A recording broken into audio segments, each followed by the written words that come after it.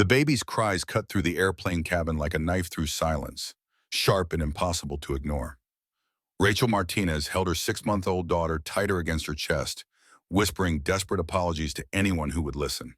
23 years old and already worn down by life, she could feel every judgmental stare like a physical weight pressing on her shoulders.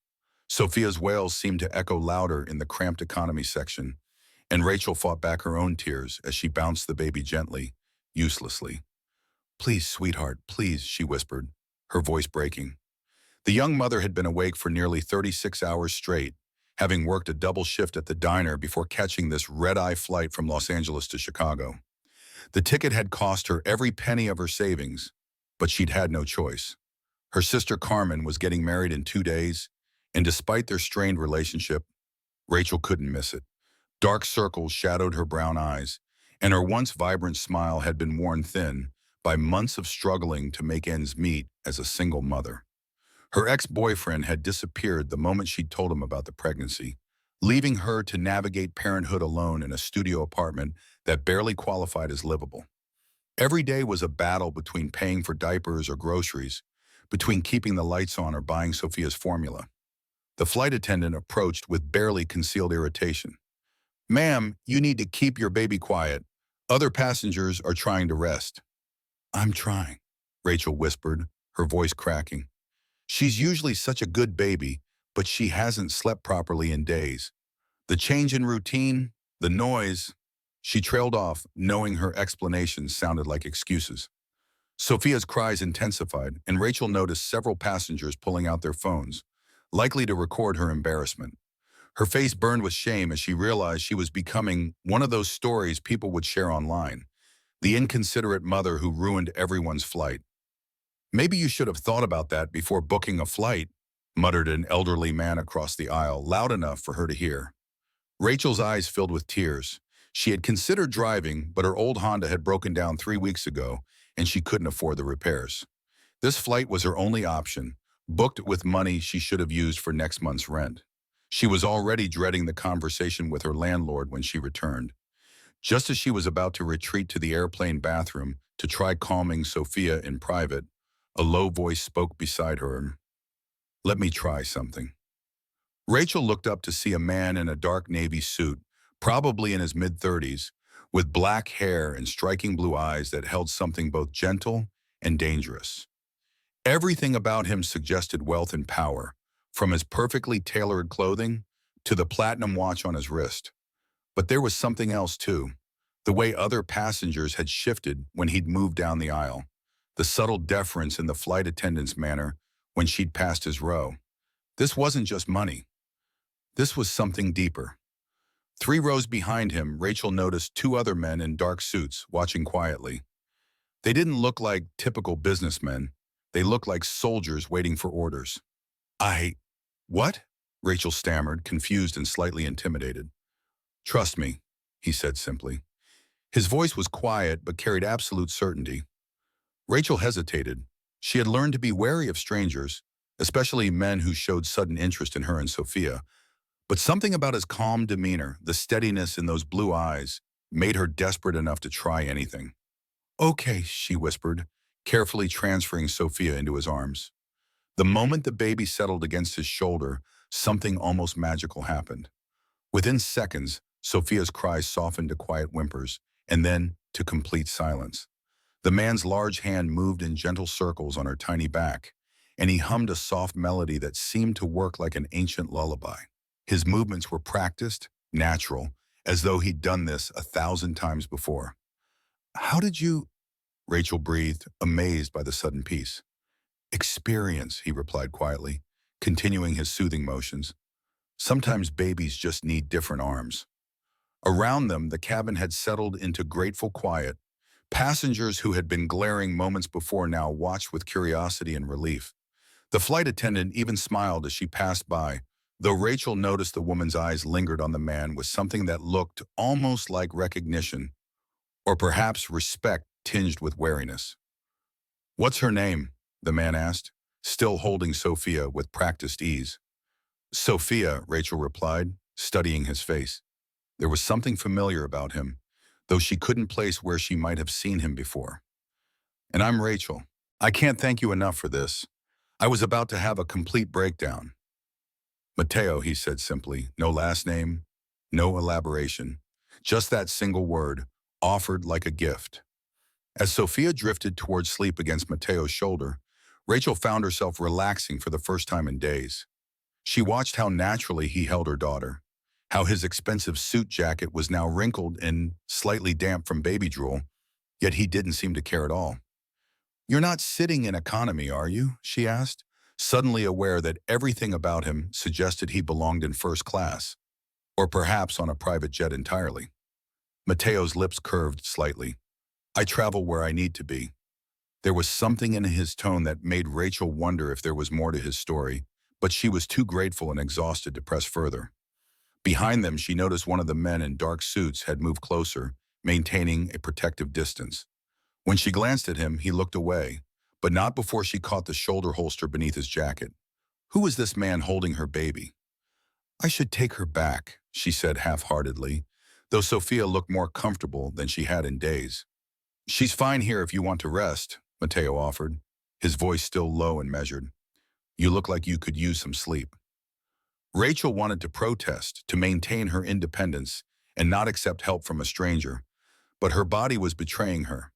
The combination of exhaustion, relief, and the first kindness she'd experienced in months was overwhelming her defenses. "Are you sure?" she asked, her voice already thick with impending sleep. "I'm sure." It wasn't a suggestion. It was a statement of fact, delivered with quiet authority. Despite every instinct telling her to stay alert, Rachel felt her head growing heavy. The warmth radiating from Mateo, the steady rhythm of his breathing, and Sophia's peaceful silence created a cocoon of safety she hadn't felt in months. Almost without realizing it, she found herself leaning against his shoulder, her consciousness fading as the airplane carried them through the night sky. What Rachel didn't know was that Mateo Greco had been watching her struggle for the past hour, his heart breaking at the sight of such a young mother trying so hard to manage alone. It reminded him too much of his own mother, of nights he'd spent as a child watching her cry herself to sleep after working 3 jobs. What Rachel also didn't know was that Mateo wasn't just any passenger. He was the head of Greco Enterprises, a name that carried weight in Chicago's business circles and far darker circles beneath. And this chance encounter was about to change both their lives in ways neither could imagine. Rachel stirred awake to the gentle announcement that they would be landing in Chicago in 30 minutes. For a moment, she was disoriented, wondering why she felt so warm and comfortable. Then the reality of her situation crashed back. She was still leaning against Mateo's shoulder, and Sophia was sleeping peacefully in his arms, completely content. "Oh my God, I'm so sorry," she whispered urgently, sitting up quickly and immediately missing the warmth. "I can't believe I fell asleep on you. You must think I'm completely inappropriate." Mateo's expression didn't change. "You needed sleep, both of you." He carefully transferred the sleeping baby back to Rachel's arms, and she marveled at how different Sophia looked when she wasn't crying from stress and overstimulation. Behind them, the 2 men in dark suits were already gathering their belongings, moving with practiced efficiency. "She's usually not this peaceful," Rachel admitted. "It's just been so hard lately. Everything feels like it's falling apart, and I'm barely keeping my head above water." The words tumbled out before she could stop them, and Rachel immediately regretted the overshare. This stranger didn't need to hear about her problems, no matter how kind he had been. "Tell me," Mateo said quietly. It wasn't quite a question, more like an invitation delivered as a gentle command. Rachel hesitated. She had learned to keep her struggles private, partly from pride and partly from the painful experience of people who offered help only to disappear when things got difficult. But something about Mateo's steady gaze made her feel safe. "I'm a single mom," she began quietly. "Sophia's father left when I told him I was pregnant. I work at a diner in LA, pulling double shifts just to afford our tiny apartment. My car broke down, I'm behind on rent, and I used my last savings for this plane ticket because my sister is getting married." She paused, fighting back tears. "The worst part is Carmen and I haven't spoken in 2 years. We had a huge fight when I got pregnant because she thought I was throwing my life away. She only invited me because our mother guilt-tripped her into it before she died. I don't even know why I'm going, except that she's the only family I have left." Mateo listened intently, never interrupting or offering empty platitudes. When she finished, he was quiet for a moment, his dark eyes thoughtful. Takes courage, he said finally. Raising a child alone, working hard, trying to fix family. You're stronger than you think. Rachel looked at him skeptically. You don't know me. For all you know, I could have made terrible choices that led to this situation. Maybe. Mateo acknowledged this with a slight nod. But I've been watching you since takeoff. The way you apologize to everyone. How gentle you are with her, even when you're exhausted. Going to a wedding where you might not be welcome because it's familia. The Italian word rolled off his tongue naturally. Those aren't the actions of someone who makes terrible choices. His words hit Rachel harder than she expected. When was the last time someone had said something genuinely kind about her character? What about you? She asked, deflecting attention. You never told me what you do for work, and you still haven't explained why someone who can obviously afford first class is sitting back here with the rest of us. Mateo's expression grew thoughtful, and Rachel sensed there was something he wasn't telling her. I run a business, import, construction, and sometimes I prefer economy because you meet real people back here.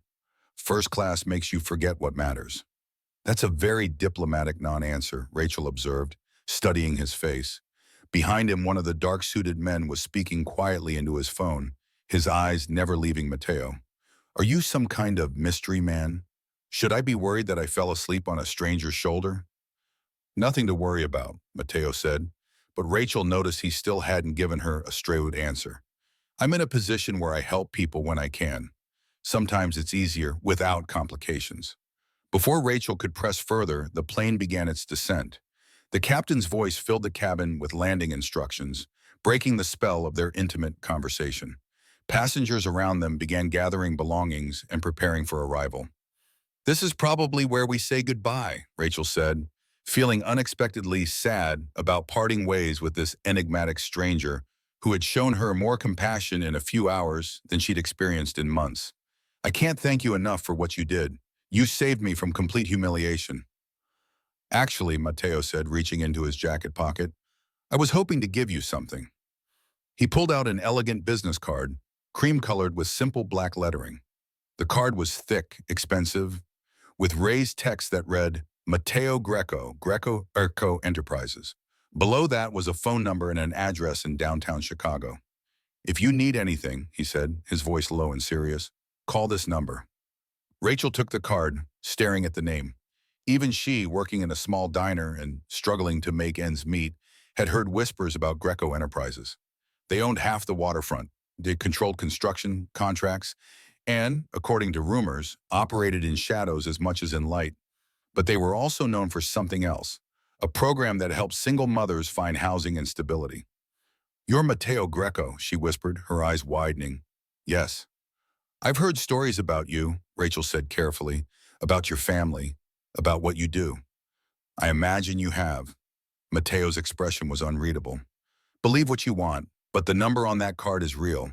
Use it if you need it. The plane touched down with a gentle thud, and passengers immediately began standing, despite the flight attendant's request to remain seated. Rachel clutched the business card, unsure whether this revelation made everything better or more complicated. As they taxied toward the gate, she stared at the card in her hands, wondering if this chance encounter was about to change her life forever, or if she was about to wake up from an impossible dream. The Chicago airport buzzed with typical morning chaos as Rachel gathered her meager belongings from the overhead compartment. Her single duffel bag, containing everything she owned for the weekend, felt pathetically small compared to the sleek luggage other passengers were retrieving. Mateo waited patiently beside her, Sophia still sleeping peacefully in his arms. Let me help you with that, he offered as she struggled with the bag's broken zipper. I've got it, Rachel insisted, finally wrestling the bag free. The gesture was automatic. She had learned to be fiercely independent out of necessity. As they walked through the jet bridge together, Rachel became increasingly aware of the contrast between them. Mateo moved with quiet confidence, and she noticed how other passengers gave him space, how security personnel nodded respectfully as he passed. The two men in dark suits followed at a discreet distance, and Rachel realized they were his protection, or perhaps his enforcers. Where are you staying for the wedding? Mateo asked as they entered the terminal. A motel near the venue, Rachel replied, not mentioning that she'd chosen the cheapest option she could find online, with reviews that mentioned stained carpets and questionable cleanliness. It's not fancy, but Sophia and I don't need much. Mateo frowned slightly. Chicago in October gets cold. Some of those places don't have proper heating. I can't afford anything better. Rachel cut him off, her cheeks burning with embarrassment. Look, I appreciate everything you've done, but I don't need you to solve all my problems. I've been managing on my own just fine. The words came out harsher than she intended, born from years of struggling to maintain dignity while barely surviving. Mateo raised his hands in a peaceful gesture, clearly recognizing he had overstepped. You're right, I apologize. They reached the baggage claim area, and Mateo's phone began buzzing insistently. He glanced at it with obvious reluctance. I need to take this, he said quietly. Business that can't wait. He answered with a crisp Greco, and Rachel watched his entire demeanor shift into something harder, more dangerous. This was the man people whispered about in careful tones. While Mateo handled his call, Rachel found herself studying him with new eyes. She'd spent the flight talking to Mateo the man, but now she was seeing Mateo Greco, the businessman, the power broker, the figure who operated in Chicago's shadows. I understand the timeline, Mateo was saying into his phone, his voice low but firm, but we don't cut corners on the housing program. These are single mothers, not numbers on a spreadsheet. He paused, listening. No, I review every rejection personally. If someone's in real need and we turn them away because of bureaucracy, we're failing. That's not what my mother would have wanted. Rachel's breath caught. Housing program for single mothers. She strained to hear more without appearing to eavesdrop. Set up the meetings for tomorrow, Mateo continued, and find out why the Santos building still doesn't have working heat. Those families deserve better. A terrible realization began dawning on Rachel. This morning, she had shared her most intimate struggles with a stranger on a plane, her financial problems, her housing insecurity, her status as a single mother barely making ends meet. Now she was learning that this same stranger ran programs specifically designed to help people in her exact situation. When Mateo finished his call, he turned back to her with an expression that might have been apologetic. But Rachel was studying his face with growing suspicion. That housing program you were just discussing, she said slowly, how long has Greco Enterprises been running it? About 3 years, Mateo replied. We've helped over 500 families. And the application process? Rachel pressed, her voice tight. How do people usually find out about it?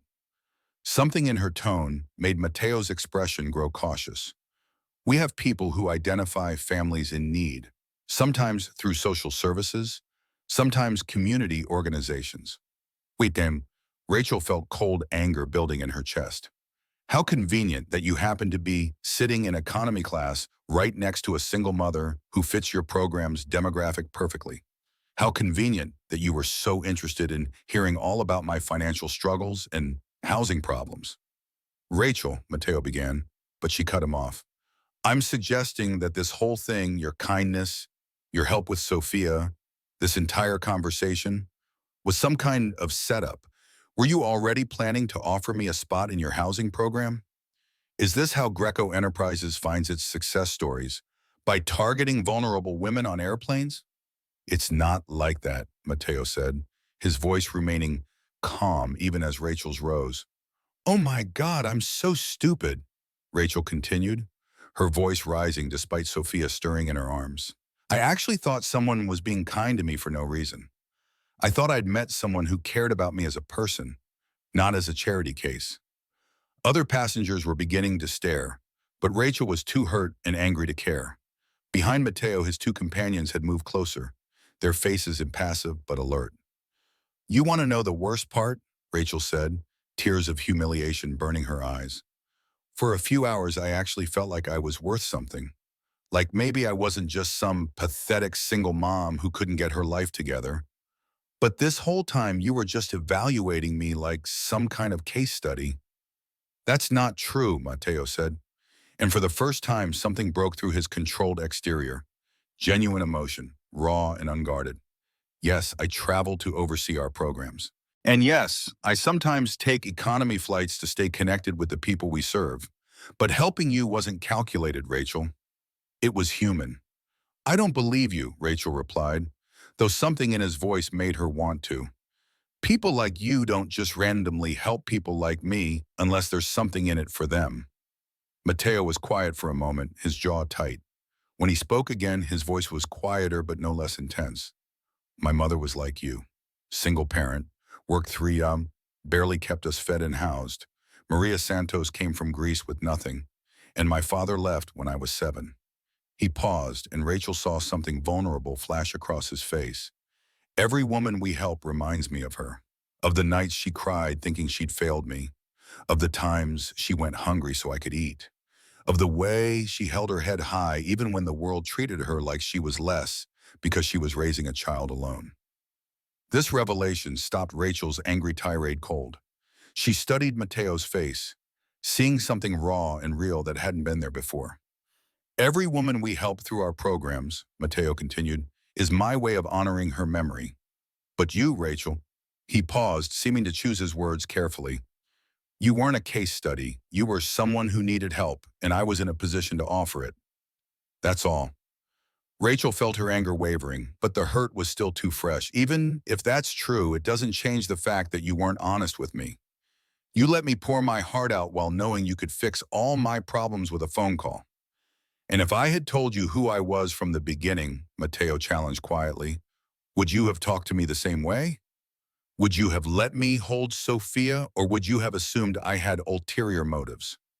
Rachel opened her mouth to argue, then realized he was right. If she had known he was Mateo Greco, the powerful businessman with charitable programs, she would have been either suspicious of his intentions or too intimidated to be herself. But before she could respond, Sophia began crying again, the stress and raised voices disturbing her peaceful sleep. The sound cut through Rachel's emotional turmoil, reminding her that she had more immediate concerns than sorting out her complicated feelings about this mysterious man.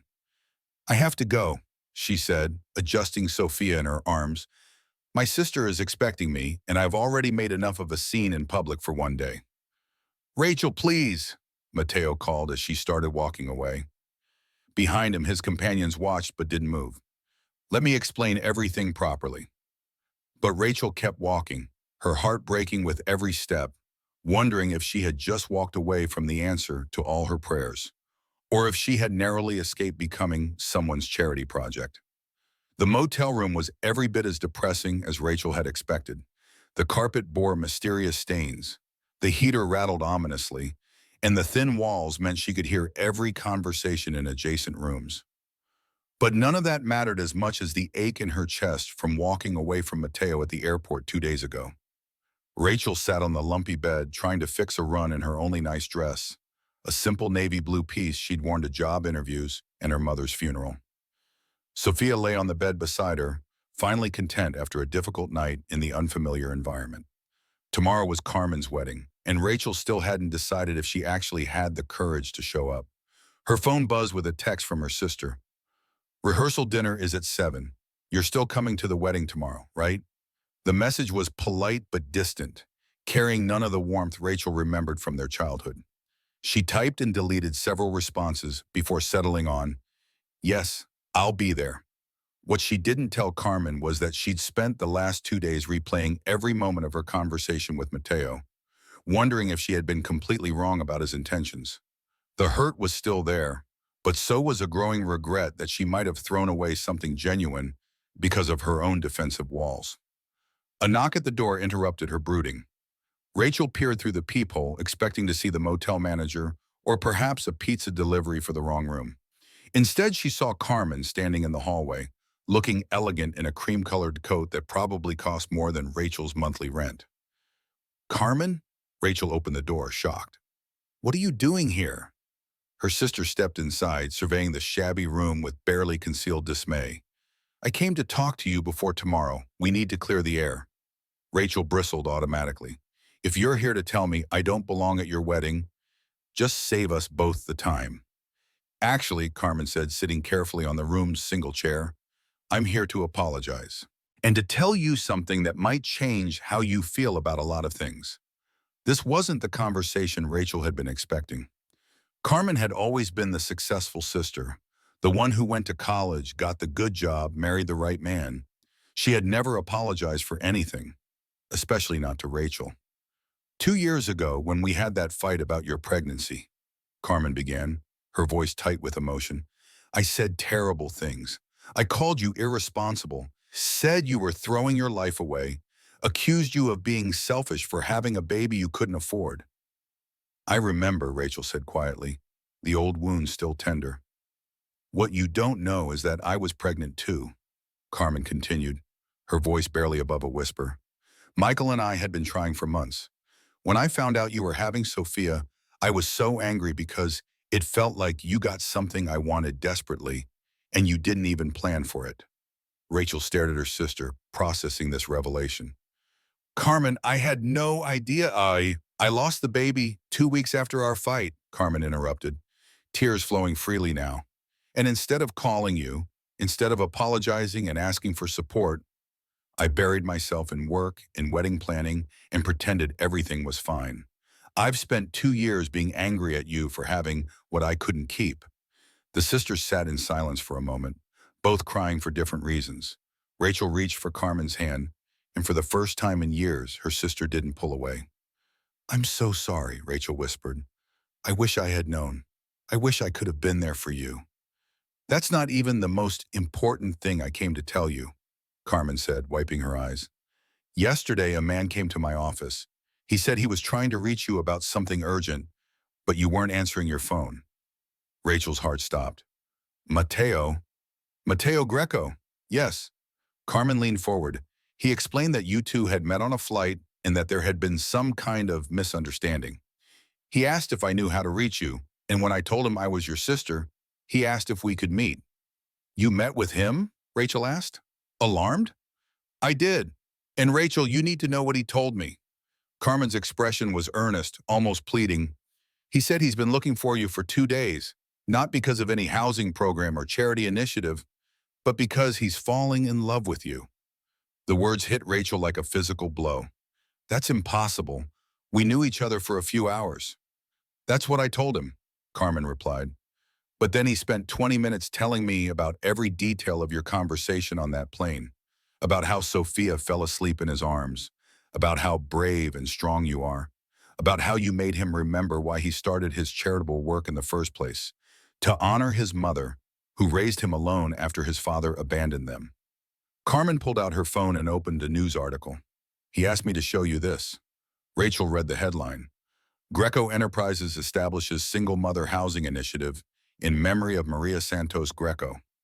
Below was a photo from 3 years ago, Matteo at a ribbon-cutting ceremony, standing beside a modest apartment building. His expression in the photo was different from the controlled mask she'd seen at the airport. In this picture, he looked younger, more vulnerable, and deeply sad. Read the quote, Carmen instructed. Rachel read aloud. My mother, Maria Santos, came to this country with nothing and raised me alone after my father left when I was 7. She worked 3 jobs to keep us housed and fed, often going hungry herself so I could eat.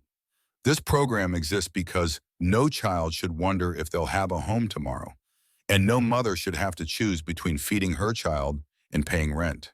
This is for her and for every mother who fights every day to give her children a better life. Santos was his mother's maiden name, Carmen explained. She was a single mother from Greece who cleaned offices at night and worked in factories during the day. Matteo grew up in poverty, Rachel. He understands your world because he lived it. Rachel sank onto the bed, overwhelmed by this new information. Everything she thought she knew about Matteo was shifting, revealing a picture of someone who truly understood struggle and chose to help others because of it, not despite it. There's more, Carmen said gently. He's here in Chicago. He's been staying at the hotel where my reception is tomorrow night. Not because he's trying to intrude, but because he's hoping you'll give him a chance to explain everything properly. He's at your wedding venue? Rachel's voice was barely a whisper. I invited him, Carmen admitted.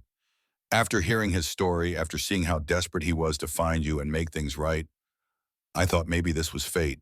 Maybe you two were supposed to meet, and maybe I was supposed to help fix what got broken. Rachel looked down at Sophia, who was watching her with bright, curious eyes. Her daughter deserved stability, safety, maybe even a father figure who would love and protect her. And Rachel deserved someone who saw her as more than just a struggling, single mother. Someone who saw her strength, her courage, her worth. "What if I'm not brave enough?" Rachel whispered. "What if I'm too scared of getting hurt?" "Then you'll spend the rest of your life wondering, what if," Carmen replied. "And Rachel, you're the bravest person I know. You've survived everything life has thrown at you, and you've raised a beautiful daughter while doing it. If you can do all that, you can certainly take a chance on love." The next evening, Rachel stood outside the elegant hotel ballroom where Carmen's reception was in full swing. She had borrowed a dress from her sister, a beautiful emerald green gown that made her feel like someone who belonged in such a fancy place. Sophia was upstairs with a hotel babysitter, sleeping peacefully for once. Through the glass doors, Rachel could see the celebration inside. Carmen looked radiant in her wedding dress, dancing with her new husband, while guests mingled around elegant tables decorated with white roses and gold accents. And there, at a table near the back, sat Matteo in a perfectly tailored black tuxedo, watching the door as if he'd been waiting for her all evening. Their eyes met through the glass, and Rachel saw something in his expression that took her breath away. It wasn't pity or charity or even simple attraction. It was hope. Raw, honest, vulnerable hope that made her feel seen and valued for exactly who she was. Matteo rose from his chair and walked toward the door, never breaking eye contact. When he reached her, he stopped just close enough that she could see the emotion in his blue eyes, hope and fear warring together. "I was afraid you wouldn't come," he said softly. "I was afraid too," Rachel admitted. "But someone recently told me that being brave doesn't mean not being scared. It means doing the right thing even when you are terrified." "I should have been honest with you from the beginning," Matteo said, his voice low and intense. "Not about who I am professionally, but about how I felt. The moment Sophia fell asleep in my arms, and you trusted me enough to rest your head on my shoulder, I knew something had changed. I knew I wanted more than just those few hours." "Matteo," Rachel began, but he held up a gentle hand. "Let me finish, please." He took a breath, and she saw his careful control slip for the first time. "I don't want to help you because, you see, you're a charity case.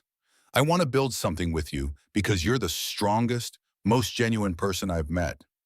I want to be Sophia's father, not because she needs one, but because I already love her. And I want to wake up every morning knowing I get to spend another day with the woman who reminded me what really matters." His words were simple, direct, stripped of any pretense or manipulation. This was Matteo Greco, not as the powerful businessman or the charitable benefactor, but as a man who'd grown up poor and alone and recognized something precious when he found it. Rachel felt tears streaming down her cheeks, but for the first time in months, they were tears of joy instead of despair. "I love you too," she whispered. "I think I started falling for you the moment you took Sophia in your arms and made her feel safe. But I was so scared of being hurt again, of being disappointed again, that I almost threw it all away." Matteo stepped closer, gently cupping her face in his hands. His touch was warm, careful, reverent. "You never have to be scared of that with me. I want to spend the rest of my life proving that you and Sophia are the most important things in my world." As he leaned down to kiss her, Rachel realized that sometimes the most beautiful love stories begin with the simplest acts of kindness: a crying baby, a stranger's helping hand, and the courage to trust again. Those small moments had led her to something she had never dared to dream of, a love that would change not just her circumstances, but her entire world.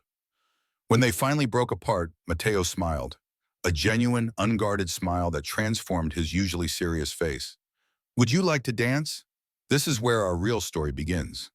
Rachel took his hand, knowing that whatever challenges lay ahead, they would face them together. Not as a charity case and her benefactor, but as two people who had found in each other the missing pieces of their hearts. Two people who understood what it meant to struggle, to survive, and finally to find home. As they walked into the ballroom together, she glanced back through the glass doors at the Chicago skyline spreading out beneath the night sky. Somewhere up there, in a hotel room filled with soft lamplight, Sophia slept peacefully. dreaming perhaps of the loving family that awaited her when she woke. A family built not on wealth or power, but on understanding, respect, and a love that had been forged in the most unexpected of places, 30,000 feet above the ground, in a moment of crisis that had somehow become the beginning of everything. And as Mateo pulled her close on the dance floor, his arms strong and sure around her, Rachel finally understood what Carmen had meant. Sometimes fate works in mysterious ways, bringing together two people who needed each other more than they knew. A woman fighting to give her daughter a better life, and a man who'd never forgotten where he came from, or the woman who'd sacrificed everything to raise him. Their story was just beginning, but Rachel knew one thing with absolute certainty. Whatever came next, they would face it as familia.